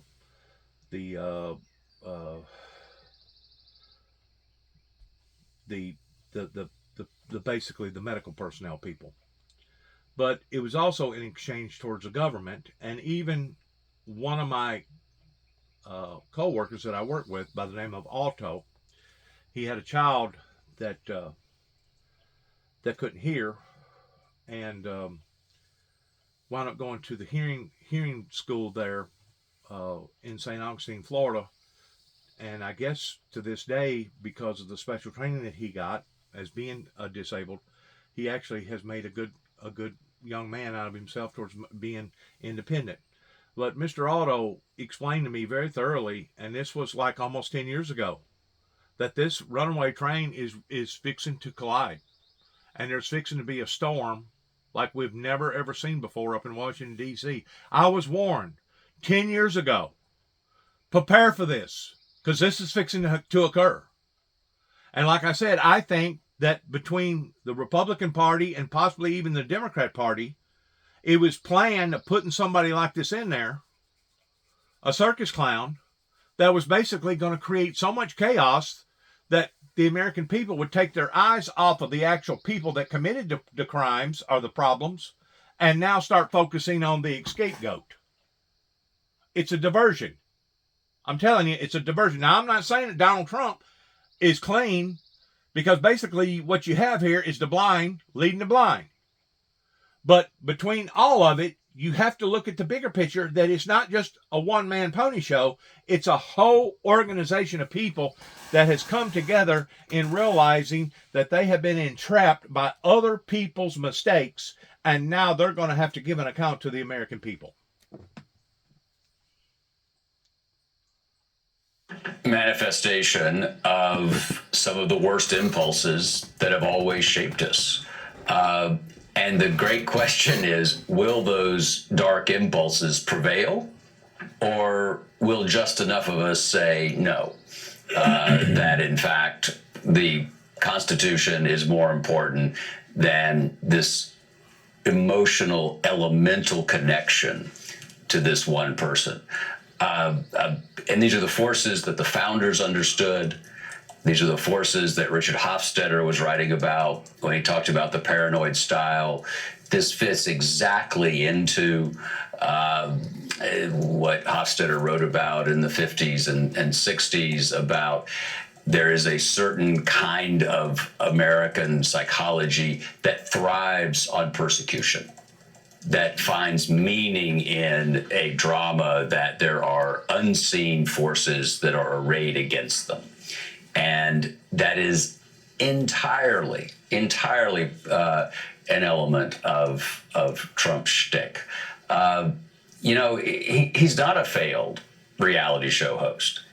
What he's done is he's taken reality show values and imposed them on the life of the nation. And he hasn't done it alone. He's been enabled by a political class. He hasn't done it alone. That's the key issue. He has not done it alone. You need to remember that. Folks in 2020 looked around at the previous 4 years in the middle of a once-in-a-century pandemic and said, yeah, let's do this again.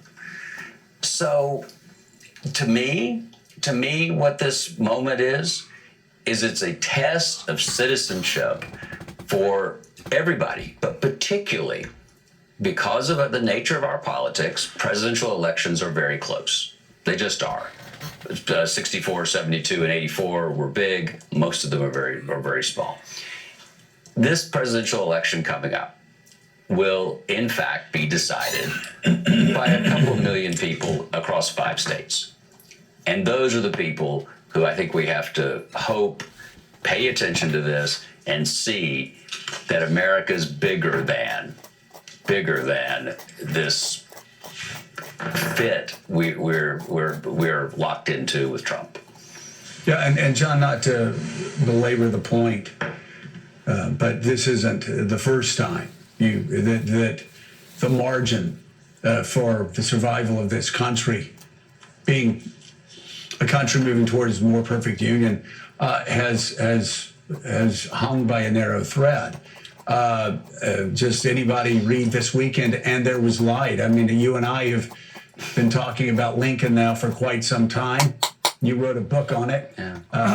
I've got all the coloring books. You'll win a Pulitzer Prize for that. I'll pass my coloring books on to my kids. But you just look at Abraham Lincoln's life, and you look, like, for instance, not to get too deep here, but the Peninsula Campaign early in the war. If General McClellan had pushed harder and done what Lincoln wanted him to do, chances are very good the South would have been routed, the war would have been over before the Emancipation Proclamation, and slavery would have remained an institution in the United States of America. That's right. You look in 1864, as we were saying before. Even I love the quote you had. A leader, a Republican leader, while Abraham Lincoln was delivering the Gettysburg Address, sneered and said, "Let the dead bury the dead." Even a year later, Republicans were thinking he may not even win the nomination in 1864. And the only reason he got elected, as you and other historians say, is because Sherman got to Atlanta, burned it down, and began his march to the sea. America hung by a thread. If Lincoln had lost that race, which a lot of people thought he was going to lose, before Sherman entered and burned down Atlanta in early September of that year before the election, thought he would lose the election, the emancipation would be reversed, slavery would continue as an institution, and they would have done with the South what Trump wants to do with Russia. I mean, what he's saying is true. He was that close. But God allowed for Sherman to do what Sherman done. It is. And that was the throwing curveball that caused it to go the other way. Because Lincoln was reenacted his presidency, and they went ahead and fulfilled their duties. It was a close call, and it was under the leadership of sweat, blood, and tears. Pull America back.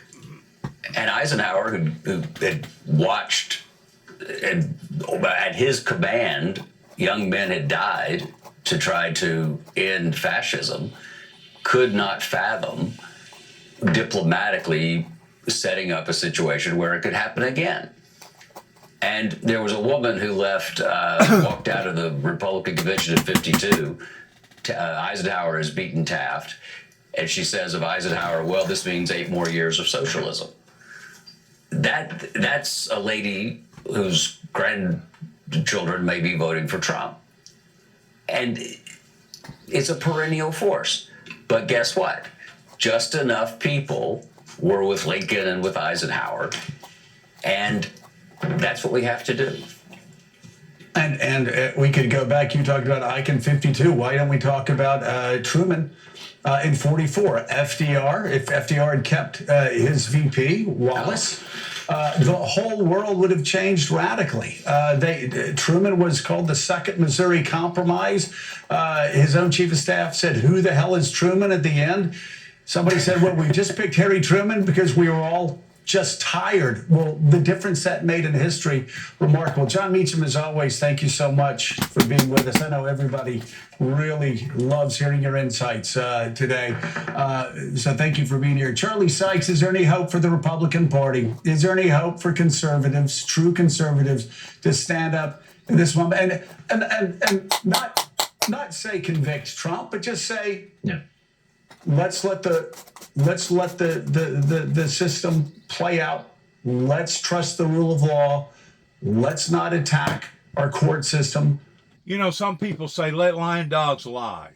Some people say, Well, those are old skeletons that need to remain in the closet.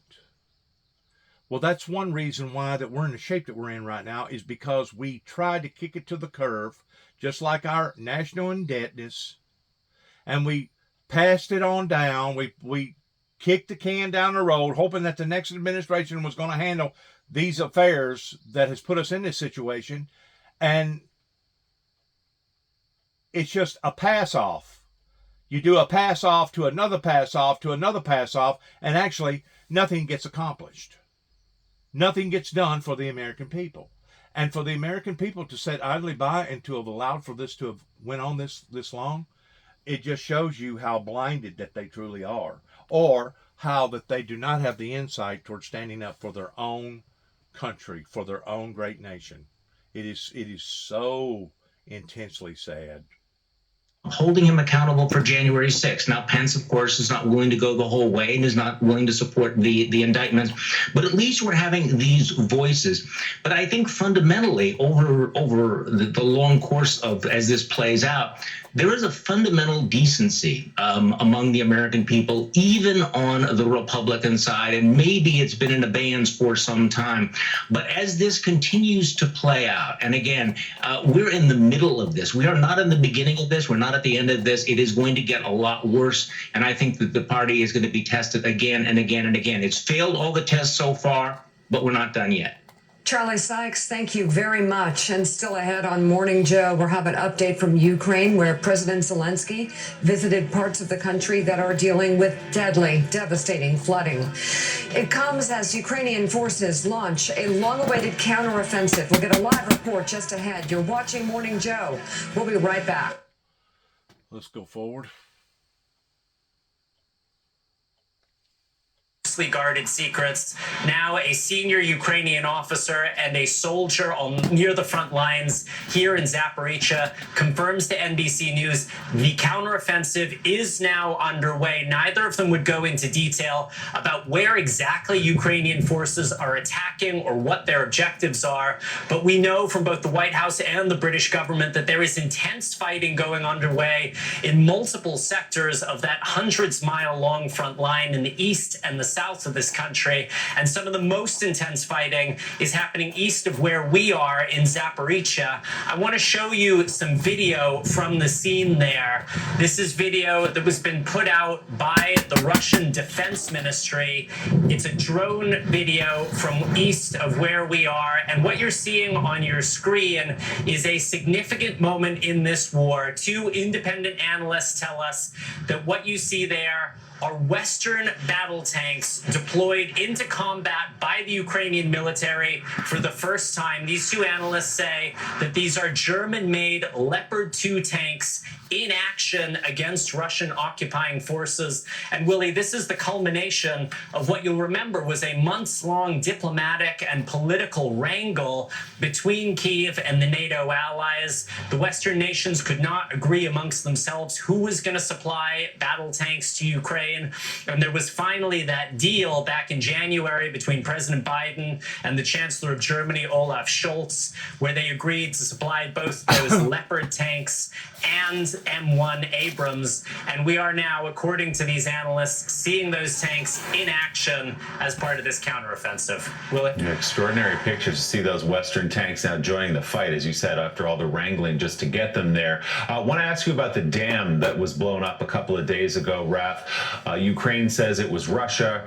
Russia, without evidence, blames Ukraine for blowing it up itself. This is a dam on the front lines. Of course, it's flooded some villages, killed people downstream. What more do we know about that? And we know President Zelensky visited the region a couple of days ago. What else do we know about who blew up the dam and its impact on the war? Yeah, Willie, it's been pretty extraordinary watching the Ukrainians simultaneously launch this counteroffensive, even as they are dealing with this unfolding humanitarian and environmental disaster across the south of Ukraine. The Ukrainians have evacuated thousands of people from the western bank of the Dnieper River, which is under their control, but they say they are very, very concerned about civilians in the Russian-occupied eastern bank, who they say have basically been left to fend for themselves. We have seen seen really extraordinary pictures of some of these evacuation teams on the small boats like you're seeing there in Kherson coming under Russian shelling as they are trying to get people to safety. The Ukrainian military has also been using drones to drop individual bottles of water to families who are stranded on the roofs of their flooded houses in the Russian-occupied zone, who are not getting the help they need. As you said, President Zelensky was in Kherson yesterday, a trip not without risk. Just a couple of hours after he was at a civilian evacuation center, that center was shelled. Will it? NBC's Raf Sanchez reporting for us from Ukraine with some new developments on the counteroffensive that appears to be underway now. Raf, thanks so much. Mika? All right, let's bring in former CIA officer Mark Polymeropoulos. He's an NBC News security and intelligence analyst. And Mark, if you could talk about where we are at this point as this counteroffensive is launched and the coalition, members of the coalition really stepping up, especially the British. Sure, Mika, and let's start with the British. You know, the U.S. contribution to the war has been about 40+ billion. The Brits maybe 7 billion, but the Brits have really played a very interesting role in that they seem to have a different risk versus gain calculus. They're more willing to push the line in supplying advanced weaponry. So whether it's tanks, whether it's pushing an F-16s, whether it's these new cruise missiles. You know, it's the British moxie that I think is quite remarkable. And the way I look at this is the power of contribution amongst our allies. And so Ukraine is at a point now in which they have the resources, they have the weaponry, and they're launching an offensive which really, the future of European security is at stake if it takes days, weeks, or months, or even a year plus. This is a seminal moment in the war. Joe. And thank you, Mark, for your insights on that. Let me bring in to this conversation with Mark, Jonathan Lemire. Jonathan, I'm wondering, before we let Mark go, do either you or Mark have maybe a Reinhold Niebuhr quote, since that seems to be very popular on this show today and yesterday about the Boston Red Sox? Yeah, I found it. John Meacham has been entertaining us with these Niebuhr quotes in recent days, and I believe it is the Red Sox are a stain on mankind. This is one of his lesser-known sayings. Lesser known. It's not as widely publicized as some of his thoughts on humanity, but their losing streak, they've now fallen under 500, Joe, and they head to the Bronx tonight. Okay. Yeah, they head to the Bronx, and if I can have a stat right here, do you have our? You know, I don't mind the humor. Maybe we do need to talk about humorous things, but as of right now, this is way overboard pertaining to the seriousness of all this. I mean, maybe this is a time that we need to humorize ourselves a little bit, but you know, this is serious. Yankees, they're probably going to be several games under 500, but I hope to see some of the Morning Joe crew there. It's our annual trip, and so it's a fun team. There we go. All right, let's go a little further here. Garrett Haake has the latest. NBC News senior Capitol Hill correspondent Garrett Haake has the latest. This morning, an historic first, a former president charged with federal crimes. Donald Trump indicted over 7 federal charges in connection with his alleged mishandling of classified documents. The former president posting on social media that his lawyers had been told he'd been indicted in what he called the Boxes hoax. Mr. Trump adding later he'd been ordered to appear at the federal courthouse in Miami next Tuesday and releasing a video message to supporters. I just want to tell you, I'm an innocent man. I did nothing wrong. And we'll fight this out just like we've been fighting for 7 years. Overnight, one of the former president's lawyers telling CNN how he reacted to the news. He said, "This is just a sad day. I can't believe I've been indicted." The charges against Mr. Trump remain under seal this morning, but include making false statements, conspiracy to obstruct, and a violation of the Espionage Act related to the former president's handling of sensitive national defense information, sources tell NBC News. Special counsel Jack Smith has been investigating Mr. Trump's handling of classified documents found during an FBI search of his Mar-a-Lago home last August, after the former president and his team repeatedly refused to turn them over for months. The former president has long argued he was not only unfairly targeted by investigators. I had every right to under the Presidential Records Act. I was there and I took what I took and it gets declassified. But even once suggesting, if you're the President of the United States, you can declassify just by saying it's declassified, even by thinking about it. But NBC News has learned the grand jury has heard an audio recording of Mr. Trump discussing keeping a classified document after leaving office and acknowledging that he knew it was classified at the time. Mr. Trump is facing legal battles on multiple fronts and was already the first former president to face criminal charges in New York City, where he was accused of falsifying business records, to which he pled not guilty. But the federal indictment is more serious and coming in an election season. Mr. Trump's main rival for the Republican nomination so far siding with him. Governor Ron DeSantis tweeting, "The weaponization of federal law enforcement represents a mortal threat to a free society." While former Governor Chris Christie wrote, "No one is above the law." That's NBC's Garrett Hake reporting. It should be noted that what presents a mortal threat to American democracy is contempt for the rule of law that Ron DeSantis just showed there. Deeply disappointing. Willie, this... See, it's just, I mean, it's one side pulling against the other. And ultimately, in the end, what's going to be achieved other than a bunch of MSNBC legal analysts, a bunch of BS as far as a bunch of smokescreen? What's going to be accomplished throughout all this? Let's see what else other people got to say. Number one. Just kind of flipping through the news here real Look at quick. the big text. There we go. We got any classified documents in your possession. Are you ready? Do you? No, I don't have anything. I have no classified documents.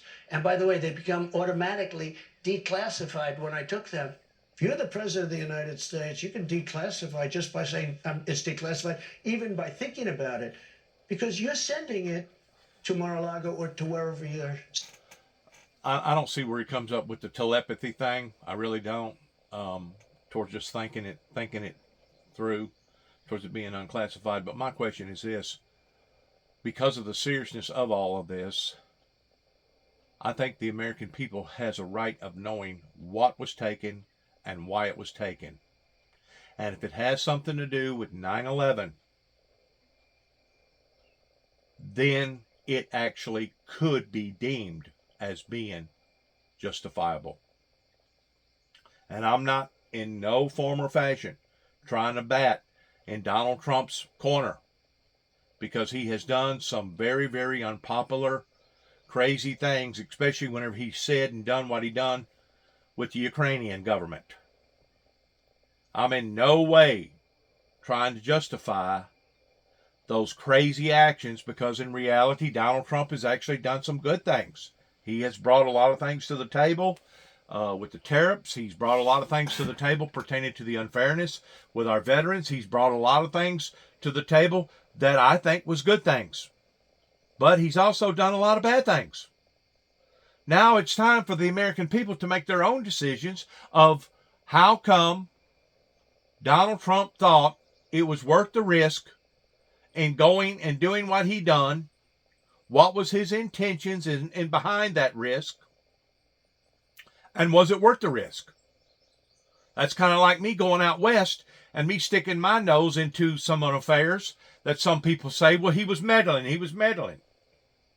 Well, was I?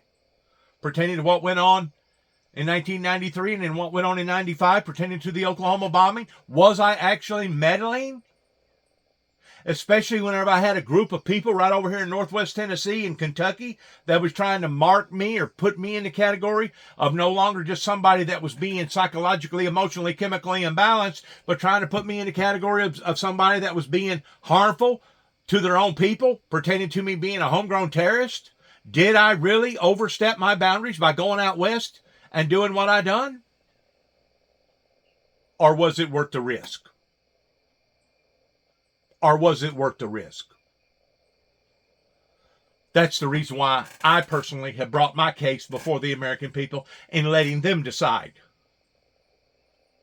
who the true Dennis James Jackson is, that's known by Juby, that lives at 291 Thompson Road in Sharon, Tennessee, zip code 38255.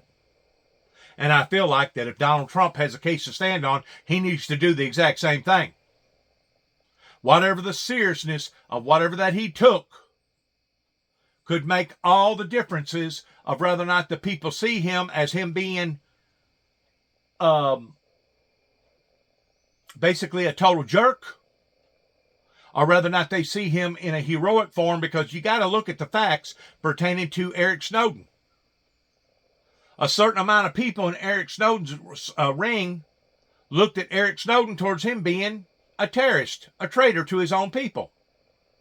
And I guess, you know, if you're being paid by the United States government, you're supposed to go by the United States government rules and regulations. And I guess in that sense, towards breaking protocol, he should be looked upon the way that certain individuals in the government arena look at him. But then again, there was other people that looked at Eric Snowden towards him being a heroic figure. Because Eric Snowden knew that what the American government was embarked upon towards the privacy rights of their own citizens was wrong. Was wrong, according to a free, open, fair democracy. Now, if we was a tyranny type country like China or Russia, well, that's the way they control their people. They control their people by not giving them no rights and basically analyzing every little iota and every little thing that goes on. It's kind of like my rights has been violated, not just during the time that I was out there in the field, but even right now, because I know that my phone is being monitored. I know that everything that I text is being monitored. I know I'm being judged by various officials, by judges, but I'm also being judged by the American people, especially those that have allowed for us to get in this shape to begin with. So as the circumstances grow dire and dire and dire, as the odds get higher and higher and higher as far as the stakes, we'll let the American people be their own judges of whether or not Dennis James Jackson, known as Shuby, is somebody that's psychologically, emotionally, chemically imbalanced, or whether or not Juby done the right thing by going out west and proving his case and basically having to become a journalist investigator and broke the case, broke the fact that the American people was lied to pertaining to the Oklahoma bombing that was associated with the wrongdoings that happened in Waco with the ATF. And I realize it becomes complex, and I realize it's beyond the standards. But Donald Trump, whenever they elected him, they knew that he was not a standard politician.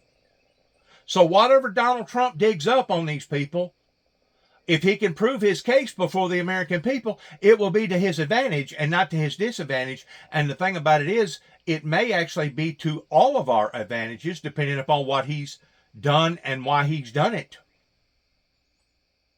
You keep in mind, Donald Trump, he went to work for the American people and only got paid $1 a year, whenever he could have been making over $500,000 a year in his salary. He also justified his actions by a lot of different things that he'd done financially towards giving back to the system. Once more, I'm not batting in his corner, because I don't know all the details. I don't know all the facts. But it could have been possible that the information that he obtained was worth the risk. I don't know. And we won't know until there is an open hearing or trial upon what has occurred. But until then, I strongly advise for everybody to be neutral. Don't get excited. We know that we're in trouble. We're in deep, deep doo-doo here in America pertaining to our financial state and pertaining to our political state, as well as our spiritual state, because of all the people that has forsaken the churches. We've had such of a decline in the churches. A lot of these churches can't even keep the insurance and the light bill on, especially in your smaller communities where basically it used to be thriving, working labor communities that now has turned into bedroom communities. So once more, a lot of the stuff that Donald Trump brought to the table was good stuff whenever it comes to our future, our children's future, our children's children's future. How come we got sold out? Who done the selling out? How come all of a sudden, whenever Sam Walton died, all of a sudden the Walmart associates turned their backs on the American people and started buying all these products from China and Venezuela and all these other third world countries. How come they done that? Why did they do that? After Sam Walton standing on national TV with George Walter Bush and saying, America first, America first, America first. I don't think the American people are stupid. And I think that they know that they have been sold out. They have been given a bad rap. So, in exchange for that, I got this to say. To maintain order within our system, I personally believe that if there's ever been a time that we needed to readjust in an independent party, I don't know why Ross Perot lost the election. I don't know why Powell was kicked off the board other than him saying something against the Iraqi war. I don't know why he didn't run for president. I don't know a lot of things that goes on, but I do know the things that I know. And I know that we're in trouble.